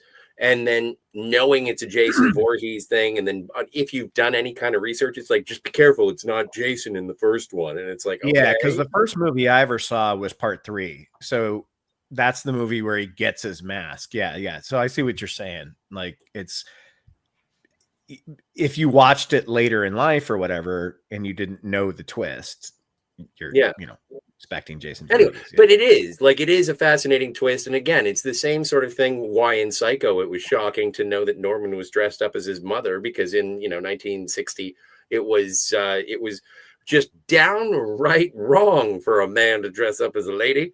And so what kind of a crazy person would do it? And so the same thing kind of happens when you're dealing with one of the first, if not like the first slasher movie. And it's like, who was the bad guy? Oh, it was the mom. And it's like, what? The mom never does it. So it's a curious question as to when you see it, what lens, if you will. Right. But I was thinking about, you said Fight Club, Kat. Mm-hmm. Oh, I couldn't talk during an April Fool's Day show without talking about the movie April Fool's Day. Right. And I'm of a similar mind that I don't want to spoil this one, but you know what? It's too fucking late because we've been spoiling everything else. And I saw this on recommendation from a friend of mine on the internet, LDG Free the Net, and he said, "Have you seen it?" And I said, "No." And he's like, "I'm not going to tell you anything about it." And I was like, "Okay." So anyway, these kids, they go to camp. And one by one, they are picked off in fairly like 1985, 86-esque gory ways. Okay, first things first. It's the video box title that has the woman and you see her from the back, and she's got a knife behind her back, and her ponytail is braided into a noose. So she's going to go kill everybody, is what the box promises. So we get to see teenager after teenager get killed. One gets hit by a boat, and they're staying in a house, and you find out that there's this evil twin sister, and people keep dying. And then we get to the final girl, and then everybody who's been killed throughout the entire movie jumps out and says, "April Fools." I loved that so much. The whole movie was not a horror movie. No, it actually was a joke. And yeah. I love that they followed through with that instead of, April Fool's is the name of the movie, but it's really, that was so great. Yeah. Yeah. And I was blown away by it. I was kind of disappointed. And I was like, that's really fun. No, you're disappointed at first, but then you're like, oh, fuck. Like, again, that was audience trickery. It all ends with a dance party. I love that movie, man. I love that movie because it's great. It gives you the scares and it gives you the slasher movie, but then at the end it says none of it happened, and you're like, yeah, it's a happy ending. It is. And that's what last week when we were talking about the horror movies and talking to John about it, and I kind of hashed out with him, and it was like horror movies should have sad endings. Like they shouldn't be uppity at the end. And this one is like the exception that proves the rule for me. And it's just, it is, but I highly recommend it. It's a fun time, and it's 80s teen horror movie is what you're drawn into. And it's, you're in, you're out, 90 minutes. It's great. You know what it was, Scotty? They were the first movie to take the name April Fool's Day and really, really commit to it, because the whole movie, you don't know if it's real. Like I was talking about the game earlier, you don't know if what Michael Douglas's character is going through is real or not real. It's very similar to that, because at the end of the game, you find out it was actually just a game. His whole life wasn't ruined. It was all part of this experience his younger brother wanted to have for him to make him be a better person. And like April Fool's Day is like, it fully commits to that name. And I appreciate that, because they didn't just take the name and go, oh, we're just going to make a slasher movie called April Fool's Day. It's like, no, at the end of the day, the whole thing was a fucking hoax. And I loved it. I loved that. I heard you talk about that movie last week, and I was like, I want to talk about this movie too. I'm glad that you've seen it. I'm glad that there's at least one. Oh yeah. Have you seen it? I'm sorry, what? Have you seen April Fool's Day? I'm just kidding. I know what you're talking about. No, but I haven't seen it. Okay. But Josh brings up a great one that Josh and I saw together, Sleepaway Camp. That ending was some fucked up shit. I heard about the ending to that. I never saw it though, but I heard the ending. Our final girl not only is the killer, but she has a dick. So it's the killer. It's a killer teenager boy who the whole movie, call me what you want. I thought she was kind of sexy, but it actually is a girl in real life. It's a girl in real life. I know. So you're like, I have to say that it's a girl in real life. I don't know if she was sexier with or without a dick, though. I don't know. Time will tell. Soylent Green. One of the most famous. That's a good one. Spidey. Hey, Canadian Spider-Man. What's up, dude? Thanks for the kind words on my latest video, man. That was really nice of you to say. So another more recent one is Strange Darling. That was a good twist too. Yeah, again, it was an audience trick. The whole movie unfolds as a big magic trick. Yeah, and so much of that was from the editing. Yeah. Has everyone seen that movie here? Yeah. Okay. I think Kat has, right? What, Strange Darling? Yeah. Yeah. Yeah, I didn't like it. Oh, yeah, I didn't like it. Right. Well, maybe we shouldn't spoil it for Scotty. Quiet! But since it's like a little bit of a more recent movie, I don't know if I want to spoil it for Scotty or any. No, let's not spoil that one. Because it's not real. Again, it's not a. You're the one who doesn't really. Like it. It's kind of both a twist and a reveal, because you don't really know what they you're give watching. it away within the first 15 minutes. Okay. Never mind. We'll move on. Here's one. I did begin to catch on to it, a little bit early, but I was still there was still more that I found out. So I thought it was brilliant. I loved it. I thought it was brilliant too. Yeah. Cat didn't like Top Gun, so you don't have to listen. Ben, remember when we watched Old in the theater? I thought that was a pretty good twist. That was great. I enjoyed Old. Yeah. What was Yeah, the twist I like in Old? the twist at the end was you're kind of expecting something because it's a Shyamalan Yeah. movie. But you know, the movie was an enjoyable ride all the way through. So you're Well, like, there Yeah. okay. there is a twist. What was at the end. ending again, Joanne? You find out that it's actually like a pharmaceutical test. Yes. Yeah, well, But they found some like shoreline or something. Oh yeah. Where all this supernatural aging speeds your age or whatever. and Yeah, they there's a decide to- supernatural aging thing, but if you cross a certain point of the Mhm. ocean, then you know, that's a Shamalama ding dong story right there. Like, But it's cool. I mean, That is yeah. the twist, is that the doctors, everybody are running it, and they pre-select who gets to go there to experiment, yeah, test certain things. So it's like, oh, geez. Another I one, of enjoyed course, the hell out of that movie, man. It was bonkers. the original Planet of the Apes. Yeah. Yeah.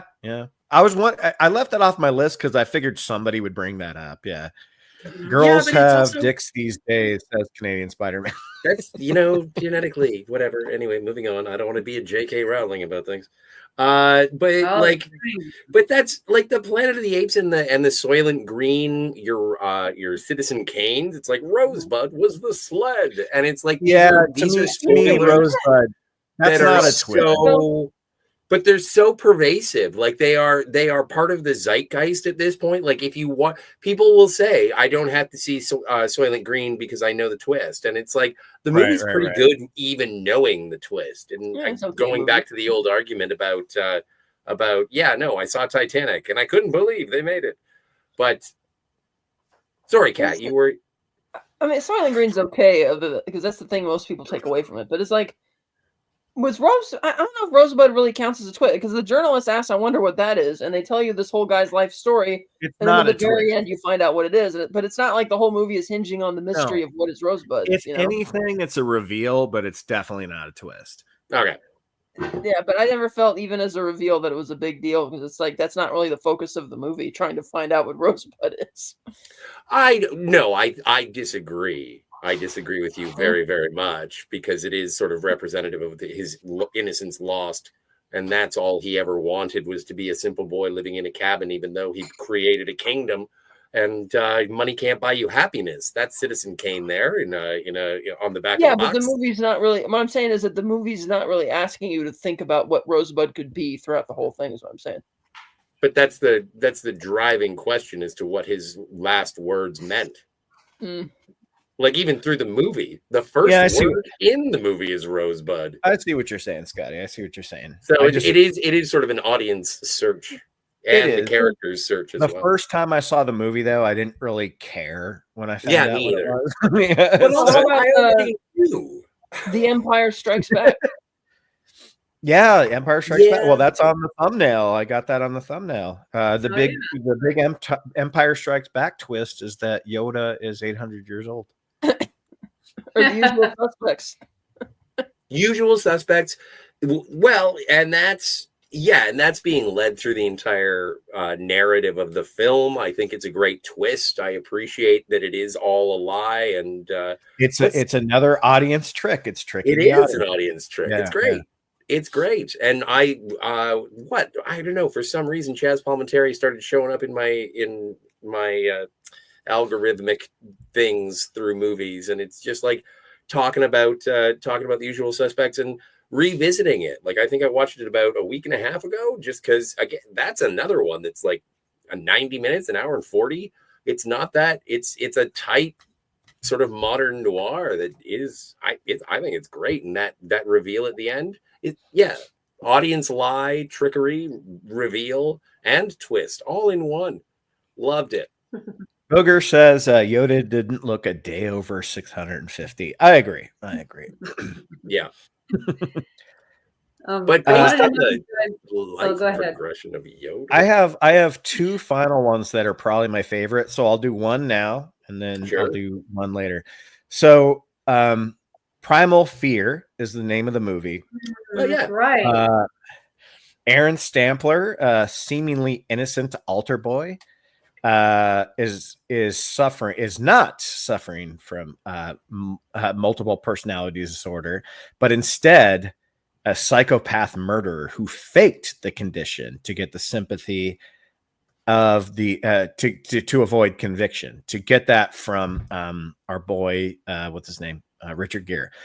That reveal, like that whole, to me, that's one of the best performances I've ever seen in my life from Edward Norton. I think that's why I've always attached myself to Edward Norton, and I refuse to believe he's a dick. I refuse to believe that he's not a great actor and that his career should be better. I want his career to be better because he's a great actor. Yeah. So that's the first movie he was ever in, ever.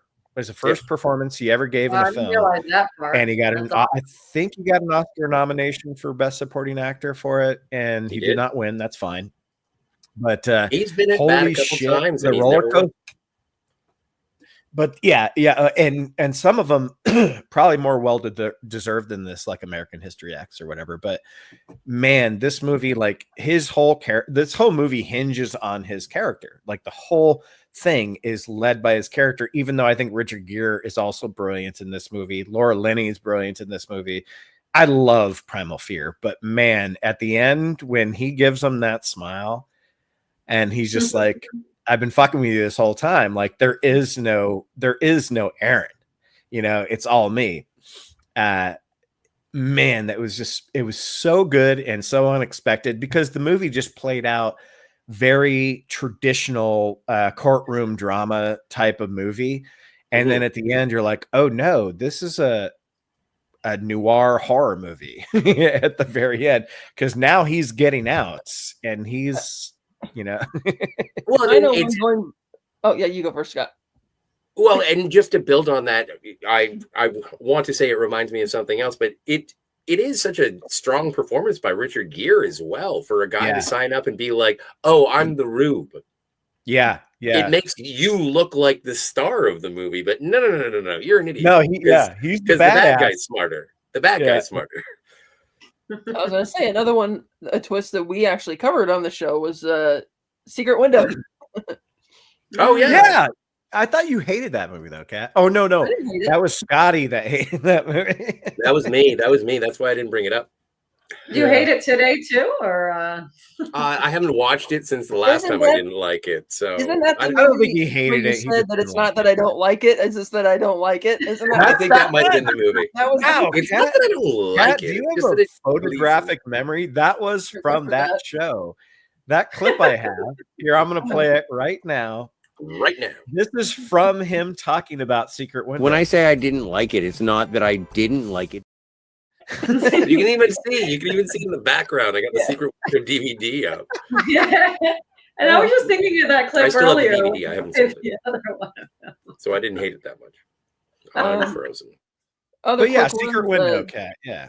Saw The Village. The Village has a lot of twists in it, actually, by the time you get towards the end. It has a lot of twists in it, yeah. Another good one that's not, people don't talk about it as much because maybe the movie on the whole wasn't great, was Fallen with Denzel Washington. Yes. Yeah, he's a detective, and it begins with the execution of this serial killer, and then he has to track down the copycat, and the whole thing is him narrating this story and to go about it, and the copycat believes he's the demon Azazel, which is, that he can possess other beings through touch. And so Denzel comes up with this plan that he's going to lure him to a cabin in the woods to allow him to be possessed by him and sacrifice himself so it can't possess anybody else. And he does this successfully, but the twist ending is that the demon actually ended up possessing a cat that was wandering nearby. And because the last human that he possessed was Denzel, the voice of the narrator telling the whole story is actually the demon, not the hero detective. Wow. That's good. And of course, they have to end the movie with "Sympathy for the Devil" from the Rolling Stones, which is great. But it's so weird. That movie's so good. That movie's so good, Kat. Like John Goodman. Oh, I love that. John Goodman's great in that. But that's the one thing that it bothers me about that is because "Time Is on My Side" was sort of the reverie throughout the movie, and I wish it had ended on "Time Is on My Side." But yeah, well. Anyway, I hate to get into an ejector seat, but you guys got to eject. You guys gotta go. Yeah, you guys. Kat has more time. I need a smoke break. But I know you guys have a show. So Scotty, you're the man. I'll watch your show when we're done. So I'll be in the chat with you guys later. What do you have coming up? Or do you want Kat to talk about it so you can go smoke? That sounds good. I'll see you later, Joanne. I'll see you in a minute, Kat. Later, man. Thanks, man. We are continuing our Mission Impossible series with Mission Impossible 3, which is probably J.J. Abrams' best movie. It is. No, it's not probably. It is his best movie. Yeah. And it's mostly due to Philip Seymour Hoffman, in my opinion. Oh, yeah. But yeah, great. Can I join you guys for Fallout? Of course. Oh, you can join if you want to. No. But I forgot you mentioned that you wanted to do that. Yeah, I'll get my thoughts together for Fallout, because we did a show on that when it came out, but I love that movie, so I'll wait until then. But I'll watch you guys, because actually Ghost Protocol is my second favorite. I love that one too. But yeah, that's well, you're great. invited for that. That's next week too, if you want to be on that one. Yeah, thank you. Before you leave, Kat, I got to give you my final. I don't know if I don't want to spoil this one. It's a movie called Arlington Road that came out in 1999 with Jeff Bridges and Tim Robbins. Oh, it sounds familiar. I'm not sure if I've seen it though. Or you know what? It is. I'm not gonna. You know what? I can't do it. I can't spoil it. Don't do it then. It's just the best twist ever in a movie. I'll just say, okay, so the premise of the movie is Jeff Bridges, his new wife, and his son, they live together, and then new neighbors move in, and it's Joan Cusack and Tim Robbins. And they're kind of weirdos. They're really weird, and they kind of weasel their way into like family barbecues and dinners and stuff like that. And then the only thing I'll give away is that you find out that like Tim Robbins and Joan Cusack are terrorists. And I won't say any more than that, because I cannot in good conscience give this plot. I can't give this twist away. I can't. That sounds like a pretty big twist right there. Yeah. No. That's not really a twist. You find that out pretty early. That's in the trailer of the movie. But the twist is, what a twist. The twist is gnarly, so I can't. I know we talked about just spoiling everything today, but Arlington Road, if you haven't seen it, just watch it, and we'll talk about it next time we're on the show about what you thought of happened. Canadian Spider-Man says, "Yeah, I agree with that for sure, Booger. It's not enough considering his public opinions." I don't know what he's talking about. Canadian Spider-Man, Tim Robbins went to Playa Linda last week. Shawshank rocks. Yes, it does. Yes, it does. Josh, would you or Joanne, would you read this one from Josh? We have almost the same name, so you got confused. Or Joanne, Josh, would you read this one from Joanne? They even did a fake documentary about the Blair Witch that aired on the History Channel. Yeah, yes, they went did. all in on that. See, I missed this entire fiasco because I was in boot camp the summer of '99. I missed all of the Blair Witch hype. So when we graduated from boot camp, me and my buddies went to the movie theaters. We saw Deep Blue Sea, and we saw, in the second movie we saw was Blair Witch.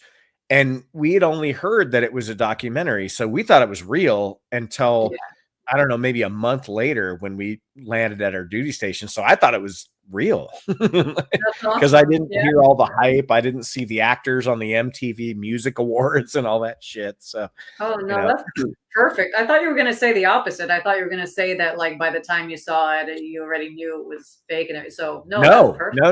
We had no idea, because when you're in boot camp, you're cut off from the universe. You don't know anything, And the thing I remember the most about boot camp was going like, the Stone Cold still have the belt? What's going on? Oh, that's awesome. I actually wanted to mention one more too before we end, which I don't know if you guys have ever seen it. It was High Tension. Yeah. Well, that's a remake of like a French film, I think. Yeah. Or that is the French film. I think I only saw one and I thought it was French. It is French. Yeah. So it's not a it's actually French. Sorry. Okay. Yeah, no, I wasn't sure, but yeah, it was a really cool twist. So I don't know, maybe I should just leave it at that too, so other people can see it. I saw that, Kat, I saw that movie in film school. Not for film Oh, school, but I saw it during film school because it during. came out when I was in film school. Mm. But hey, I want to say there's been up to 15 people watching tonight. There's 11 watching, I think, right now. Thank you. Thank you. Thank you. Thank you. We've had double digits all night, and I appreciate that so much because that doesn't That's happen awesome. all the time. So it's very nice. And what I want to say is I love you.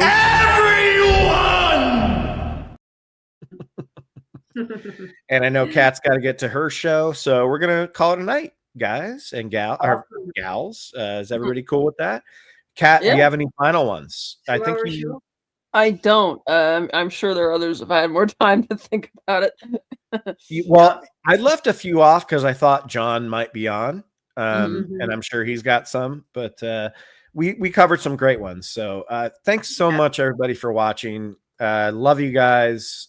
It's good to be back. Oh, Ben, my boy Ben, my Flights and Flicks Oh, co-host Ben says, just but I got just here. got here. What are That's you the doing air up so late, conditioning. Ben? You live in Well, Chicago. I It's gotta so go. late. So see you guys later. Later, Bye, Kat. Cat. Right. Yeah, the All April right, you Fool's guys. that Ben just Well, arrived. well, I know. Well, you know what? Let's hang on. Do you have 5 minutes? Let's hang on for Ben. 5 minutes is great. Then it'll be a Hey, 2 hour Ben. show exactly. Hey, Ben, Mhm. if you're there, Ben S. Favorite movie twist, brother. Give it to us. Give it to us Yeah. raw. Give it to us hard. And while we're waiting, Ben, I was going to mention when we were talking about Val Kilmer. I don't know if you got my message about the Tenacious D music video that Yeah, he no, I did. got it. I got it. I'd seen it. Yeah, yeah.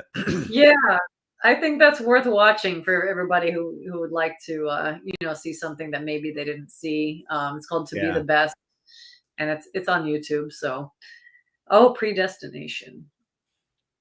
Predestination. Do I know that movie? I'm not sure if I do either. What is Maybe that let's- movie, Ben? Who's in it? I just wish Ben was on with us. Oh, but me, you, and Ben will be back because Peacemaker season 2 comes out this summer. Oh yeah. I'm looking forward to that. I know this movie, Ben. We talked about this. Yeah. That's isn't he like a priest or something? I don't think I Yeah, saw it, but I something do like Ethan Hawke, so I'm gonna put it on my list. Peacemaker. Yeah, the three, me, Joanne, and Ben will be doing Peacemaker season 2. I can't wait for season 2 because season 1 was a blast. And the showrunners have said they have a brand new intro. I hope it's as good. Like I hope it's the same. I hope it's the same song. It better be the same song. There better be dancing involved. Yeah, Time Cop. Time Cop's a good one. All right, guys. Let's see. Yeah, he's a priest. Yeah, First Reformed is the one I was talking about. Yeah, Okay. He's brilliant in that movie. That movie's very, if you're like religious, it's very nerve-wracking. Oh wow, okay. Because he's a religious guy, and yeah. No, you don't want a new song, Ben. We need Do You Want to Taste It? Yeah.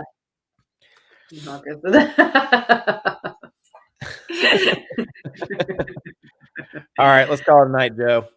All right. It was a great night. Thanks for the twist. Can you play the little twist thing again? That quick 1 second thing. You mean What a twist! Yes. Thank you. I wanted to say it one more time. All right. You're the man. Chat. We love you guys. Joanne, love you as always. Elvirus. It's good to be back this week. Good to be back. Yes. And, yes. Welcome back to your show. And we drink your cinema, guys. Happy April. Happy April Fool's Week.